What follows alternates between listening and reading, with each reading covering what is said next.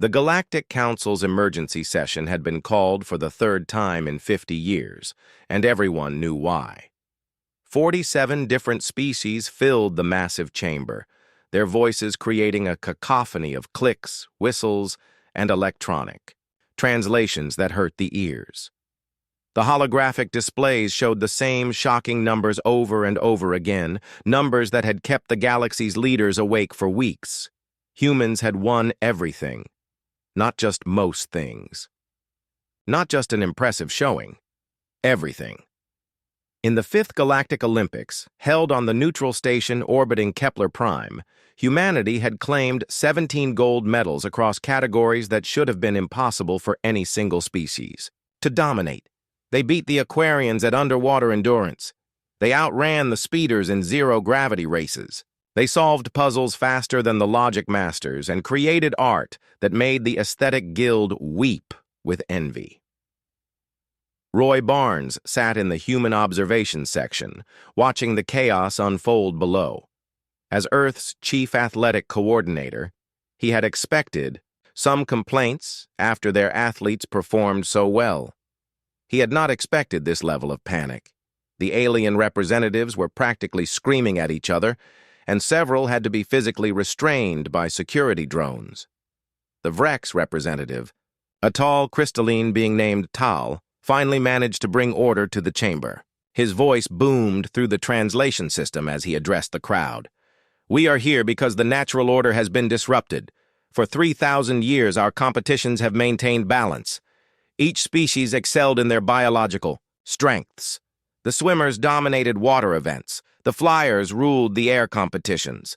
The thinkers controlled mental challenges. This system worked because it was fair." A chorus of agreement rose from the assembled delegates.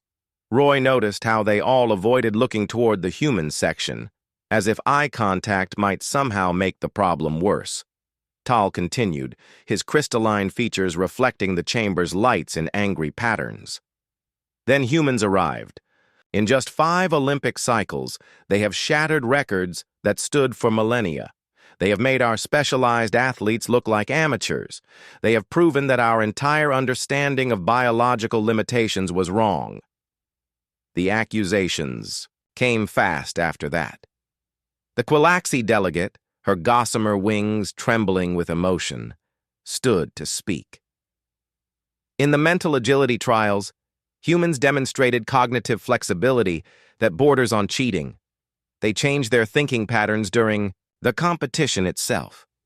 Our philosophers spend decades learning to shift mental frameworks, but humans do it as naturally as breathing. An electronic voice crackled from the Silicon Collective's representative. In our computational challenges, humans somehow outperformed beings literally made of living processors. They found solutions that our mathematical models said were impossible. This cannot be natural talent. Roy wanted to defend his species, but the evidence was overwhelming even to him. Human athletes had not just won their events, they had redefined what was possible. Tom Anderson, a mining engineer from Mars, had broken the strength competition record despite competing against beings who could lift spacecraft. Lisa Chen, a music teacher from Luna Colony, had created a symphony that harmonized with sounds only half the galaxy could hear. The humans had not just participated in the Olympics, they had revolutionized them. The debate raged for hours. Species after species presented their cases, all reaching the same conclusion. Humans were too adaptable, too flexible, too willing to learn and change and grow. They made the competition unfair simply by existing. Dr. Fell, the tournament's chief scientist, presented her analysis to the chamber. Her tentacles danced over holographic controls as she spoke. "My research shows that humans possess a unique psychological trait. They assume they can improve at anything through effort and practice. Most species accept their biological limitations. Humans view limitations as temporary obstacles to overcome." The data supported her claims. Human athletes had improved their performance by an average of 40% between competitions, while other species remained relatively static. Human thinkers approached problems from angles that had never occurred to specialists in those fields. Human artists combined techniques from multiple traditions to create entirely new forms of expression. As the debate continued, Roy began to understand the real issue. This was not about fairness in competition. This was about fear. For thousands of years, the galactic community had organized itself around the idea that each species had their place, their role, their limitations. Humans threatened that entire worldview by refusing to accept that anything was truly impossible. The vote, when it finally came, was swift and decisive. 46 species voted to ban humans from all future galactic competitions. Only Earth abstained. Having no choice but to accept the majority decision, Ambassador Tal announced the verdict with obvious relief. Effective immediately, humans are excluded from participating in galactic sporting events, intellectual competitions, artistic showcases, and technological challenges. This decision is final and non-negotiable. Roy felt the weight of the decision settle over him like a physical thing. As he prepared to leave the chamber, he noticed something interesting. While the official delegates celebrated their victory, many of their younger staff members were whispering among themselves, looking at the human section with something that looked suspiciously like admiration. The ban was official, but Roy suspected it would create more problems than it solved. You could exclude humans from competing, but you could not exclude them from existing. And as long as humans existed, they would continue to push boundaries, break assumptions, and prove that the impossible was just another word for something nobody had tried hard enough to achieve yet. As his transport departed the council station, Roy looked back at the massive structure housing the galaxy's most powerful leaders.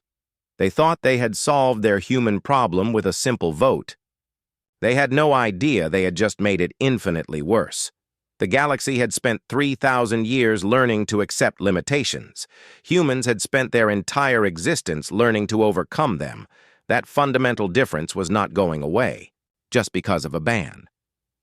If anything, excluding humans from official competition would only motivate them to find new ways to prove that boundaries were meant to be broken. The real competition was just beginning. The mining colony of New Perth had never been particularly exciting. Workers dug valuable minerals from asteroid fields, shipped them to Earth, and tried not to think about how far they were from home. But 6 months after the Galactic Council's ban, New Perth had become the most famous human settlement in known space. Dr. Emma Walsh watched from her laboratory window as another transport ship approached the docking bay. The third one this week, filled with reporters, scientists, and what she suspected were undercover alien observers. All of them wanted to see what humans were doing now that they were banned from competing with the rest of the galaxy. The answer was simple. They were competing with themselves, and the results were incredible. Emma had started the Human Excellence Initiative as a small research project. She wanted to understand what made humans so adaptable in galactic competitions. What she discovered was that humans had barely scratched the surface of their own potential. When they stopped trying to match other species and started trying to exceed their own limitations, they achieved things that made their Olympic victories look ordinary. In the colony's main gymnasium, athletes were breaking human records almost daily. Without the pressure to compete fairly against aliens, they pushed their bodies and minds to extremes that would have been considered reckless just months earlier. Marcus Webb, a former Olympic runner, had shaved 30 seconds off his best time, using breathing techniques inspired by deep-sea diving. Sarah Kim had developed a mental training method that allowed her to solve mathematical problems while performing complex physical exercises. The most surprising development was how quickly other humans learned these new techniques. Information spread through human colonies like wildfire. What took months to develop on New Perth was being replicated across human space in weeks. The ban had created an unintended consequence. Instead of containing human excellence, it had motivated every human settlement to discover what their species was truly capable of achieving. Emma's research showed that humans had a unique response to exclusion. Other species might have accepted the ban and found new interests. Humans treated it as a challenge to become so impressive that the ban would become irrelevant. The underground competitions started small, colony versus colony contests that were streamed live across human networks. But they quickly grew into elaborate tournaments that attracted viewers from across the galaxy.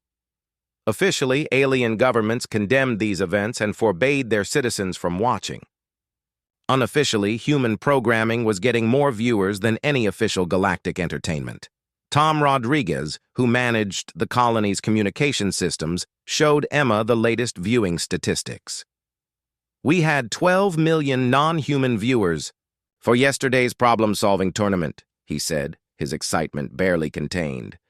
12 million aliens watching humans compete with each other, even though their governments banned us from competing with them. The irony was not lost on anyone involved. The species that had voted to exclude humans were now obsessed with watching what humans could do when left to their own devices. Underground viewing parties were reported on dozens of worlds. Bootleg. Recordings of human competitions were traded like precious commodities in alien black markets. Emma received a coded message from Dr. Kell, a Talani scientist she had worked with before the ban. The translation was carefully neutral, but the meaning was clear.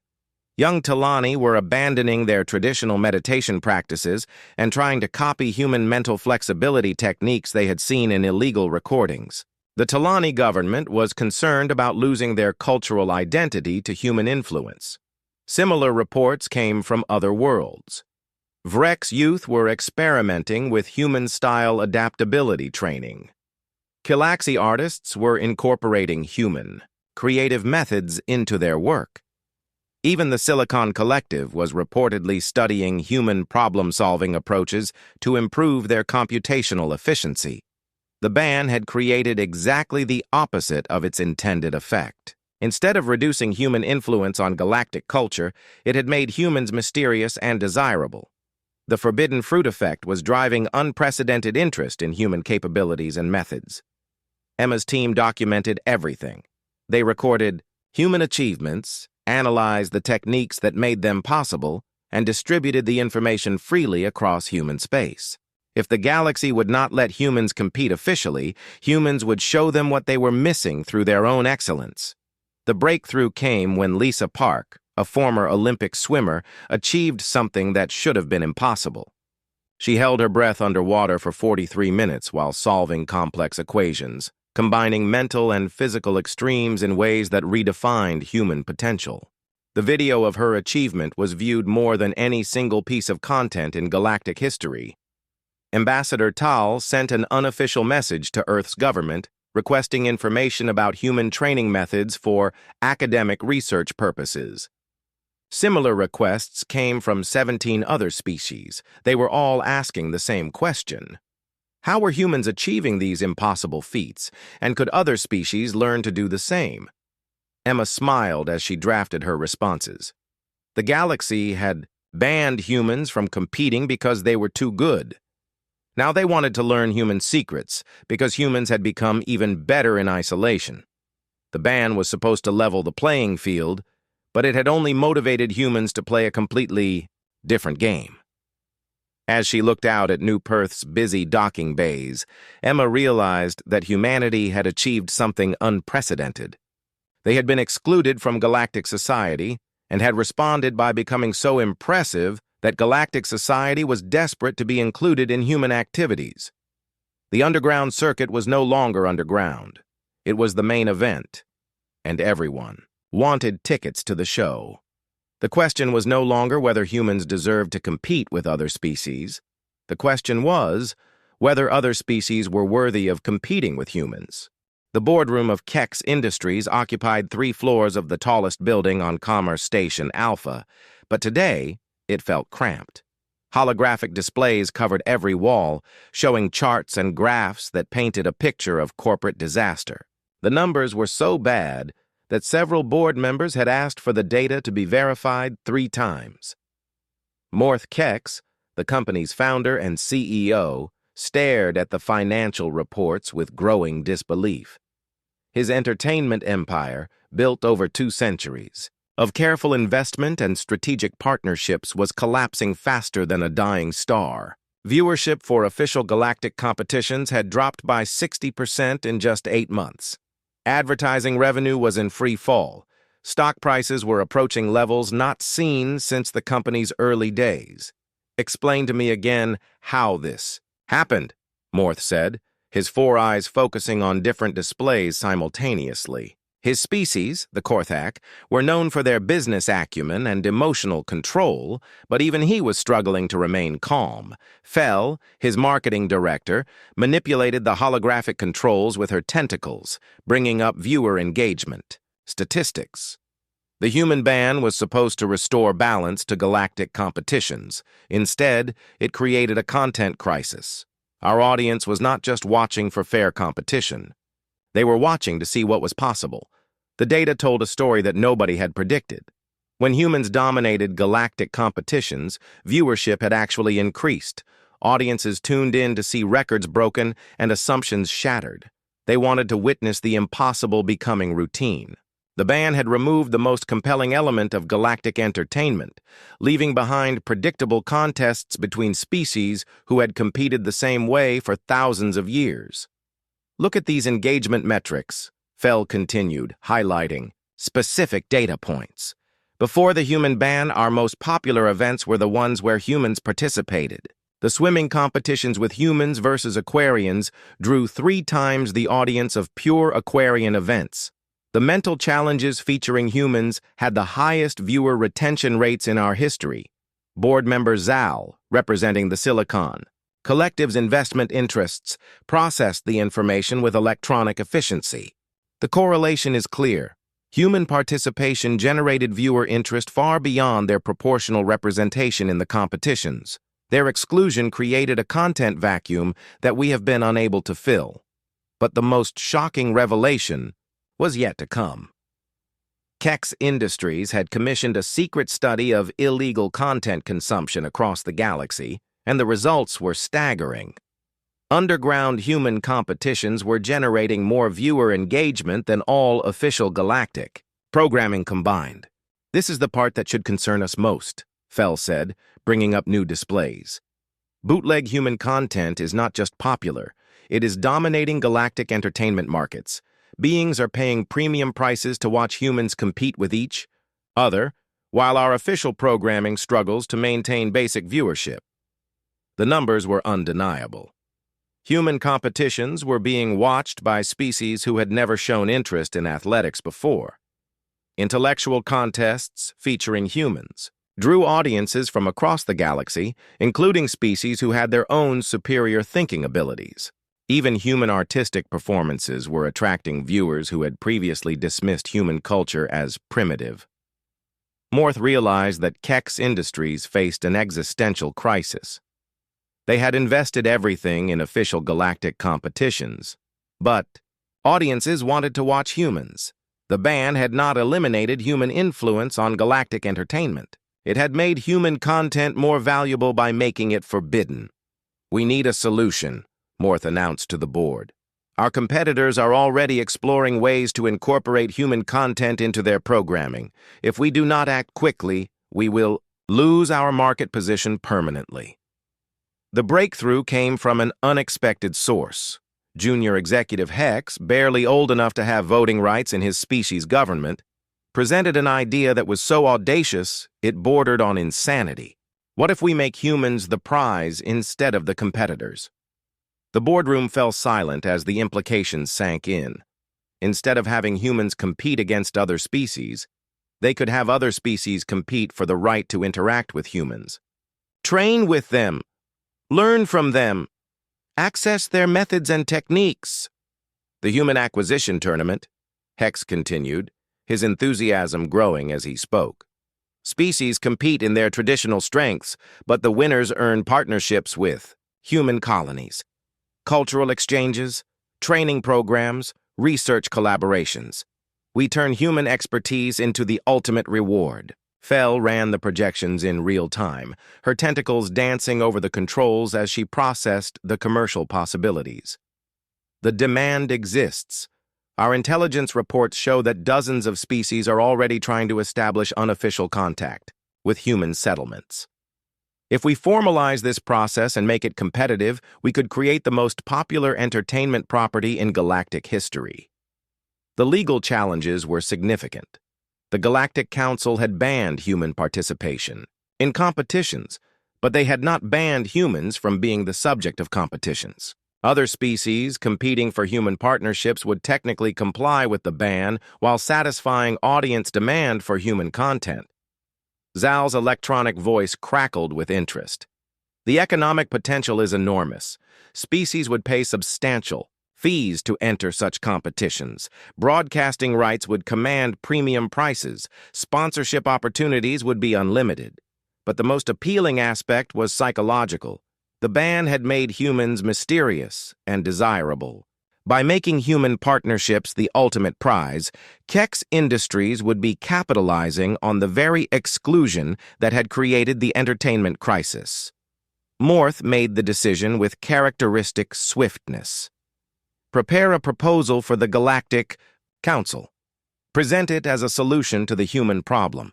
Species can prove their worthiness to interact with humans through competition. It maintains the ban while satisfying market demand. As the board members dispersed to begin implementation, Morth remained in the boardroom, studying the financial projections one more time. The human acquisition tournament could save his company and revolutionize galactic entertainment. But he suspected it would also fundamentally change the balance of power in galactic society. Humans had been excluded from competition because they were too good at it. Now they were about to become the ultimate prize that everyone would compete to win. The irony was perfect, and the profit potential was unlimited. The galaxy had tried to solve its human problem with a ban. Instead, it had created the greatest business opportunity in corporate history. The launch ceremony for the first Galactic Human Acquisition Tournament broke every record for galactic event attendance. Beings from across known space gathered at the massive arena complex orbiting Centris Prime, their excitement palpable even through the translation barriers. What had started as a desperate corporate solution to falling entertainment revenues had evolved into the most anticipated event in galactic history. Roy Barnes stood in the Human Coordination Center, watching the chaos unfold through floor-to-ceiling windows. As Earth's representative and the architect of humanity's response strategy, he found himself in a position nobody could have imagined 2 years earlier. Instead of preparing human athletes for competition, he was evaluating which alien competitors deserved the privilege of partnering with human colonies. The format was unlike anything the galaxy had ever seen. 47 species competed in elaborate challenges designed to showcase their unique abilities and cultural values.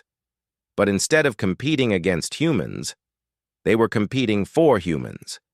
The winners would earn the right to establish training, partnerships, research collaborations, and cultural exchanges with human settlements. The opening events demonstrated the transformed power dynamic immediately. The Trilox engineering team constructed a gravity-defying architectural marvel in real time, their 12-limbed builders working with precision that amazed even human observers. But their true test was not the construction itself. It was convincing. The human evaluation panel that their techniques could benefit human engineering projects. In the aquatic arena, Aquarian swimmers demonstrated abilities that made human Olympic records look amateur. They moved through water with impossible grace, their gilled forms perfectly adapted to their liquid environment. But their presentation focused on what they could teach human swimmers about efficiency and form, not on their natural superiority. Dr. Emma Walsh, now serving as Earth's chief evaluation coordinator, found the role reversal both amusing and profound. 6 months ago, these same species were complaining that we were too adaptable to compete fairly, she told her team.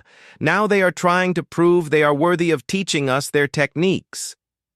The psychological shift was remarkable. Species that had spent millennia assuming their biological specializations made them inherently superior were now desperately trying to prove their value to humans. The ban had not eliminated human influence. it had amplified it beyond anyone's wildest projections. The mental challenges drew the largest audiences. The logic masters, silicon-based beings with computational abilities that exceeded most artificial intelligences, faced a unique test. They had to solve complex problems while explaining their methods in ways that human minds could understand and potentially improve upon. Their traditional approach of processing information in parallel streams was useless if humans could not learn from it. Roy watched as the Zephyrian collective demonstrated their telepathic coordination abilities. 50 individuals moved as one, their shared consciousness allowing them to accomplish tasks that required perfect synchronization. But their real challenge was showing how human mental flexibility might enhance their collective problem-solving, not just highlighting their natural telepathic advantages. The cultural performances were the most revealing. The Aesthetic Guild, whose artistic abilities had been refined over 10,000 years of tradition, presented works of breathtaking beauty. But their presentations focused on collaborative potential rather than individual superiority. They wanted to explore how human creative unpredictability might enhance their perfected techniques. As the competition progressed, Roy began to understand the deeper implications of what was happening. This was not just entertainment or even economic opportunity. This was a fundamental restructuring of galactic civilization around human adaptability and potential. The bidding process for human partnerships created its own drama. The Vel Consortium offered mineral rights to 3 star systems in exchange for a 20-year human advisory partnership. The academic collective of Zerion pledged to share their complete scientific databases for access to human research methodologies. The Korath Philosophical Society offered to provide advanced meditation techniques to human colonies that would share their mental flexibility training methods. But the most significant development was political. Species that had dominated galactic affairs for millennia found themselves supplicants, desperately seeking human approval for partnerships that would give them access to the adaptability and innovation that human culture generated naturally. Ambassador Tal, the same Vrex representative who had led the campaign to ban humans from competition, now found himself competing against other species for the right to establish a Vrex-human research partnership.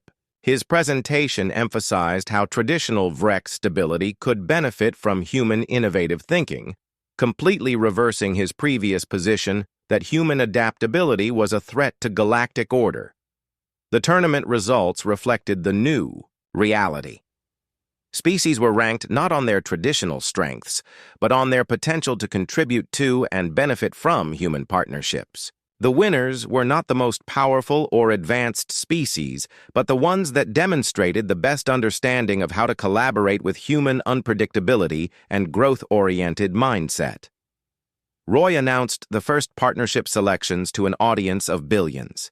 The Quilaxi won the right to establish an artistic collaboration with the Luna Colony artists. The Talani secured a philosophical exchange program with New Perth's thinkers. The Silicon Collective earned a technological partnership with Mars, engineering teams. But the most important result was psychological. The galaxy had restructured itself around human potential. Species that had once viewed humans as disrupting upstarts now competed desperately for human attention and partnership. The ban intended to contain human influence had instead made humans the most valuable commodity in galactic civilization. As the ceremony concluded, Roy reflected on the journey from exclusion to elevation. Humans had been banned from competing because they were too adaptable, too willing to learn and grow and change. Now the entire galaxy was competing for the privilege of learning those same qualities from humanity. The great irony was complete. The species that had excluded humans from their competitions were now competing for humans themselves. The transformation was complete, but nobody had seen it coming. 2 years after the first human acquisition tournament, the galaxy operated under entirely new rules that nobody had planned, but everyone had accepted. The massive orbital station, Above Earth, officially called the Terran Advisory Council Complex, had become the true center of galactic power, eclipsing even the old council chambers at Centris Prime. Dr. Emma Walsh walked through the corridors of the complex, observing the daily miracle of interspecies collaboration that had emerged from humanity's exclusion from competition. In the research wing, Quilaxi philosophers worked alongside human psychologists to develop new models of consciousness that neither species could have conceived alone. The engineering section buzzed with projects that combined Trilock's precision with human improvisation, creating technologies that redefined what was possible.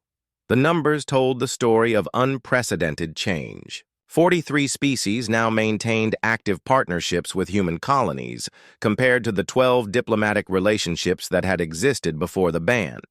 Galactic trade had increased by 300% as species sought resources and knowledge that could enhance their human partnerships. Most remarkably, innovation rates across all species had accelerated dramatically as they learned human approaches to problem-solving and adaptation.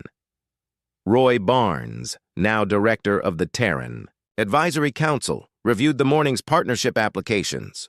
The waiting list for human collaboration had grown to over 200 requests from species, corporations, and research institutions. Humanity had evolved from excluded competitors to the galaxy's most sought-after partners, consultants, and teachers. The irony was not lost on anyone involved. The ban, designed to limit human influence, had created a system where human approval was the most valuable commodity in galactic society. Species that had once dismissed humans as biological upstarts now restructured their entire civilizations around the possibility of earning human partnership. The success stories were remarkable. The Vrex Confederation had experienced its first cultural renaissance in over 1,000 years after implementing human-inspired adaptability training in their educational systems. Young Vrex were abandoning the rigid social structures that had defined their species for millennia, embracing change and growth as positive values rather than threats to stability.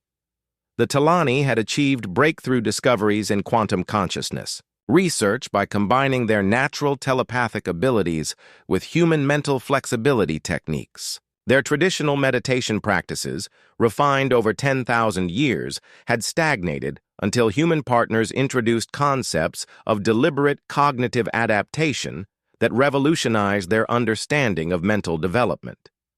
Even the Silicon Collective had benefited enormously from human partnership.